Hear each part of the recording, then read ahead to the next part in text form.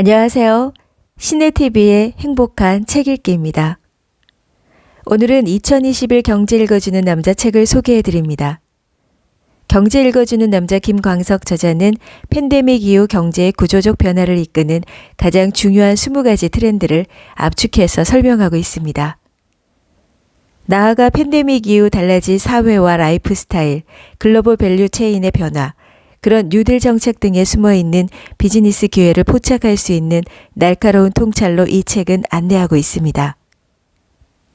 흑사병 팬데믹이 중세주의를 허물어뜨리고 자본주의가 시작되는 변곡점이 되었듯이 코로나19 팬데믹은 경제의 구조를 완전히 그리고 영원히 바꿀 것이다. 2021년 경제 전망은 한마디로 이탈점이라고 요약할 수 있다.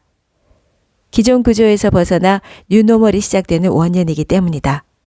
뉴노멀이란 시대 변화에 따라 새롭게 부상하는 표준으로 경제위기 이후 5년에서 10년간의 세계 경제를 특징짓는 현상을 일컫는 말이다.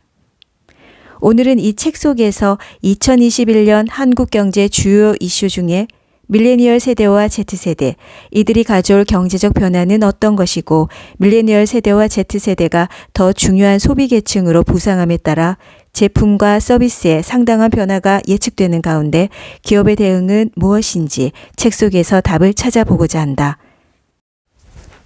눈을 떠도 보이지 않는 것이 있고 눈을 감아도 보이는 것이 있다. 코로나19는 눈에 보이지 않지만 우리는 그 충격을 여실히 목격하고 있다. 월세를 못 내는 자영업자의 눈물, 직업을 잃은 가장의 처진 어깨, 실적 압박을 견뎌내야 하는 팀장의 한숨 소리, 수출 계약이 줄줄이 취소되어 재고가 쌓여있는 기업의 고가는 눈을 감아도 우리의 눈에 코로나19의 충격을 선명하게 보여준다. 2020년은 살아가는 게 아니라 살아내는 시간이었다. 대봉쇄로 규정되는 2020년의 세계 경제는 1930년대 대공황 이후 가장 충격적인 위기의 시간이었다. 필자는 독자들께 묻고 싶은 심정이었다. 1930년대 대공황을 경험해 보신 분이 있나요? 정답이 없는 질문의 답을 찾아야 했다. 이 길이 맞는지, 이 길로 가면 정답이 있을지 처음 들어선 낯선 길을 걸었다. 2021년은 이런 혼돈의 시간에서 벗어나는 이탈점이다. 다만 모두에게 똑같이 기회가 찾아오는 것은 아니다. 공자의 유명한 어록이 생각난다.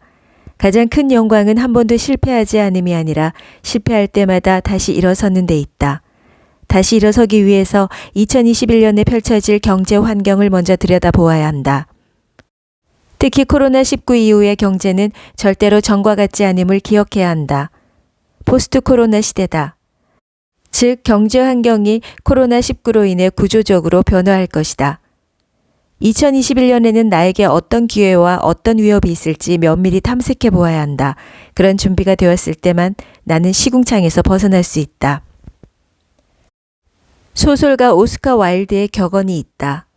우리는 모두 시궁창에 있지만 몇몇 사람은 별을 바라본다는 뜻이다. 시궁창에 빠져도 어딜 바라보느냐에 따라 결과가 달라질 것이다. 2020년의 경제 충격에서 아직 벗어나지 못했지만 눈을 들어 2021년 경제를 바라보자. 이 책은 2021년 경제를 내다보고자 하는 나의 목마름을 해소해 줄 것이다. 경제를 모르고 투자하는 것은 눈을 감고 운전하는 것과 같다. 필자가 경제 읽어주는 남자를 통해 처음 남겼고 전작 한 권으로 먼저 보는 2019년 경제 전망과 한 권으로 먼저 보는 2020년 경제 전망에도 재인용했던 말이다. 경제를 객관적으로 들여다보지 않고 내리는 의사결정은 합리적이기 어렵다. 투자에는 재테크만이 아니라 나에 대한 투자도 포함된다. 기업의 신사업 투자와 정부가 하는 공공부문에 대한 투자도 물론 포함된다. 이 책은 먼저 읽어보기를 시작한다. 왜 경제 전망을 읽어야 하는지, 2021년 경제를 왜 이탈점이라고 규명했는지를 설명한다. 이어서 2021년에 펼쳐질 20가지 경제 이슈를 펼쳐놓았다. 끝으로 세계 경제와 한국 경제 사이클이 어떻게 전개될지를 분석한 경제 전망을 담고 가계, 기업, 정부가 각각 어떻게 대응해야 할지를 압축해서 제안했다. 특히 경제 이슈는 크게 3가지 영역으로 구분된다. 세계 경제와 한국 경제와 산업 기술 관점에서의 이슈로 구분된다. 이러한 이슈는 내가 속한 지역과 기업과 국가에 직접적인 영향을 미친다. 나의 삶을 결정짓기도 한다. 나를 둘러싼 이 세상이 나를 움직인다. 그러니 눈을 감고 운전하지 않으려면 나를 둘러싼 세상을 알아야 한다. 혼돈의 시간을 보냈다. 2020년 경제는 코로나19의 충격으로 혼란 그 자체였다. 보통의 위기 때는 두 팔 걷어붙이고 무언가 노력이라도 할 수 있었다. 머리를 맞대고 대응책을 모색하거나 저녁을 반납하며 야근하거나 공장을 더 바삐 돌려보는 등 위기를 극복하기 위한 노력을 기울일 수 있었지만 코로나19 위기는 달랐다. 대봉쇄와 셧다운, 사회적 거리두기로 손을 쓸 수가 없었다. 경제가 시궁창에 빠진 듯했다. 2021년은 혼돈의 시간에서 벗어나는 이탈점이다. 거시경제는 충격에서 벗어날지 모르지만 모두에게 시궁창에서 빠져나올 기회가 주어지지는 않을 것이다. 코로나19는 경제 환경을 구조적으로 변화시켰다. 코로나19 이후의 경제가 구조적으로 어떻게 변화할지를 먼저 들여다보고 대응하는 이에게만 이탈점이 될 것이다. 이 책이 2021년의 경제를 먼저 들여다볼 수 있는 사다리가 되기를 바란다. 필자가 좋아하는 소설가 오스카 와일드의 격언이 있다. 우리는 모두 시궁창에 있지만 몇몇 사람은 별을 바라본다. 그의 말처럼 시궁창에 빠져도 깊은 바다에 빠져도 어딜 바라보고 어떤 생각을 하느냐에 따라 결과가 달라질 것이다. 2020년의 경제 충격에서 벗어나는 2021년이 온다. 경제 충격만 바라보지 말자. 2021년에는 어떤 경제 이슈가 펼쳐질지 미리 들여다보자. 나에게 어떤 기회가 있는지 또 어떤 위험 요인이 있는지 살펴보고 준비된 나를 만들자. 2018년에 출간한 한 권으로 먼저 보는 2019년 경제 전망을 통해 2019년은 결정점이 될 것으로 전망한 바 있다. 2019년에 냈던 한 권으로 먼저 보는 2020년 경제 전망에서는 2020년이 대전환점이 될 것이라고 설명했다. 코로나19를 예측하지는 못했지만 팬데믹을 거치며 디지털 트랜스포메이션이 더욱 빨라지고 초저금리 시대로 이행되는 등 다양한 관점에서 2020년은 대전환의 해가 되었다.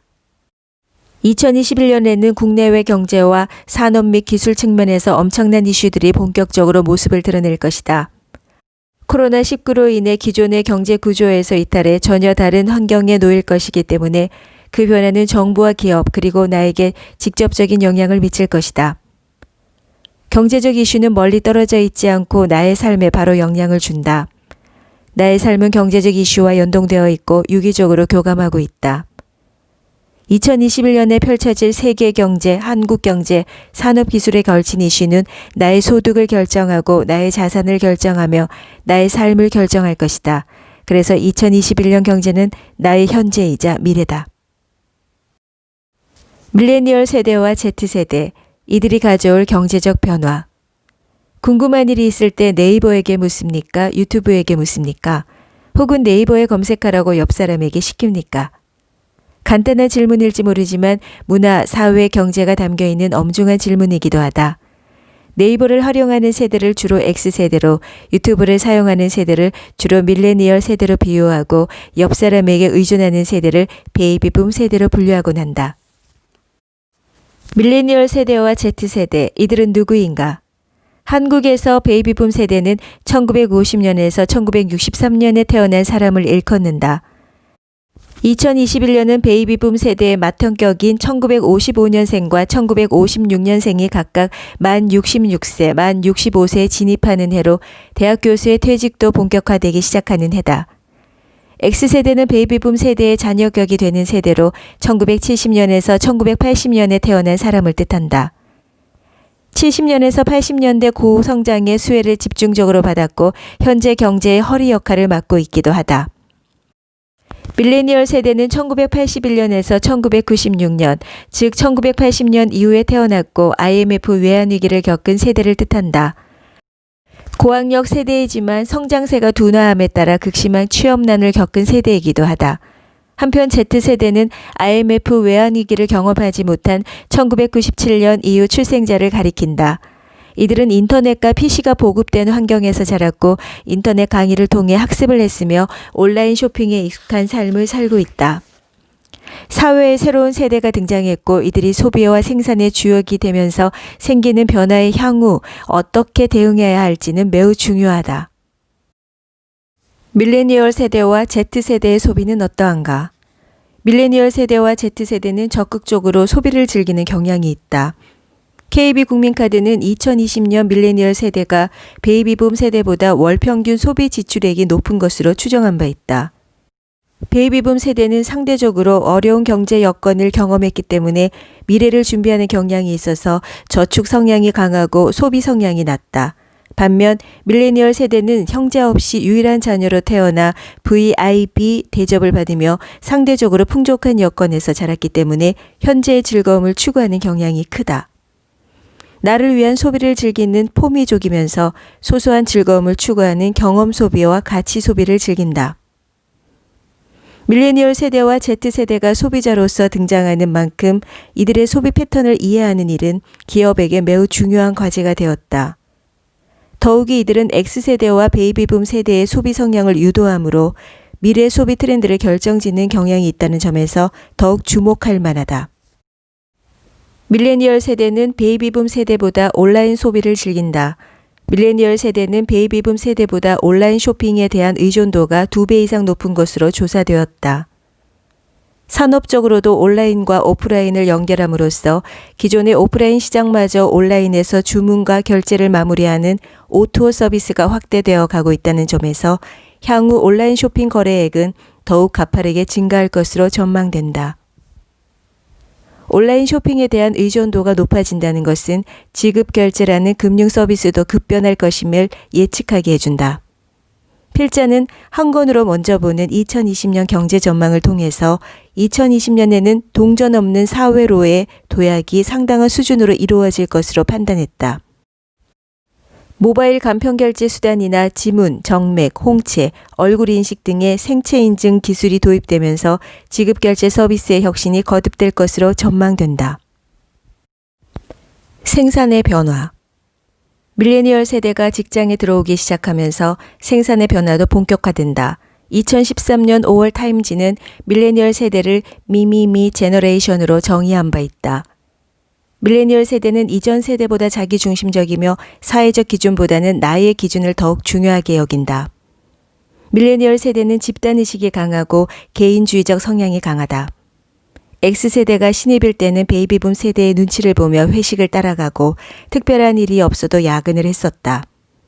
이제 X세대가 팀장이 되어 팀장들이 따라 해주길 바라지만 조직보다 나의 삶이 더욱 중요한 밀레니얼 세대는 그런 상사를 꼰대라 표현하고 있다. 밀레니얼 세대를 이해하는 것이 리더의 요건이 되고 있다. 다른 특성을 지닌 밀레니얼 세대와 함께 일하며 성과를 낼 수 있어야 하기 때문이다. 밀레니얼 세대는 안정보다 성장을 추구한다. 경쟁적으로 자랐고 경쟁적으로 취업에 성공했다. 한 직장에 안주하지 않고 자신의 발전에 도움이 되는 일을 추구한다. 주력 산업들의 구조 조정을 지켜보았고 부모 세대가 인력 감축의 대상이 됨을 경험했다. 밀레니얼 세대는 일의 의미나 가치가 있다고 인식하는 영역에는 주말 시간도 반납할 만큼 헌신하기도 한다. 일방적인 지시에 익숙하지 않은 밀레니얼 세대와 어울려서 최적의 일 영역을 구상하고 조직과 개인이 함께 성장할 수 있는 구조를 만드는 일이 매우 중요해졌다. 한편 고객을 직접 대하는 서비스업의 경우도 밀레니얼 세대를 고려해 환경을 변화시켜 나갈 필요가 있다. 예를 들어 밀레니얼 세대와 이전 세대는 쇼핑 시 중요하게 고려하는 의사결정 요소가 다르다. 밀레니얼 세대는 상대적으로 판매원이 최신 제품, 패션을 착용하고 있는가, 판매원이 매장 내 제품을 착용하고 있는가 등을 고려하는 반면 이전 세대는 내가 필요할 때 판매원을 쉽게 찾을 수 있는가, 판매원이 적극적으로 제품 찾는 것을 도와주는가 등을 고려한다. 이처럼 밀레니얼 세대와 Z세대가 더 중요한 소비계층으로 부상함에 따라 다양한 고객 접점에서 제품과 서비스에 상당한 변화가 일어날 것으로 예측된다. TV를 보지 않는 세대에게 TV 광고에만 의존해서 제품을 소구할 것인가? 기업은 세대별 맞춤화된 접근을 시도할 필요가 있다. 세대별로 소비, 문화, 여가 등 여러 삶의 영역에서 영위하고 있는 패턴이 다르기 때문에 이들을 정확히 이해하는 것은 절대적으로 중요하다. 특히 소비 시장의 중요한 대상으로 부상한 밀레니얼 세대와 Z세대의 특성과 소비 성향 및 미디어 의존도 등을 정밀하게 분석할 필요가 있다. 밀레니얼 세대와 함께 일하는 조직이 되어야 한다. 기존에 구축된 관성적인 문화는 밀레니얼 세대가 받아들이기 어려울 가능성이 크다. 이들이 추구하는 일의 영역과 방식을 수평적인 지위에서 함께 논의하고 시너지를 낼 수 있도록 하는 방향으로 고민해 나가야 한다. 물론 밀레니얼 세대에게도 기존 세대를 이해할 수 있는 기회를 제공해야 한다. 밀레니얼 세대는 자기와 다른 세대에게 언제까지 꼰대라고 비난할 것인가? 밀레니얼 세대가 가진 혁신적인 아이디어가 기존의 기준으로 묵살되지 않고 진취적으로 검토되는 조직 문화도 필요할 것이다.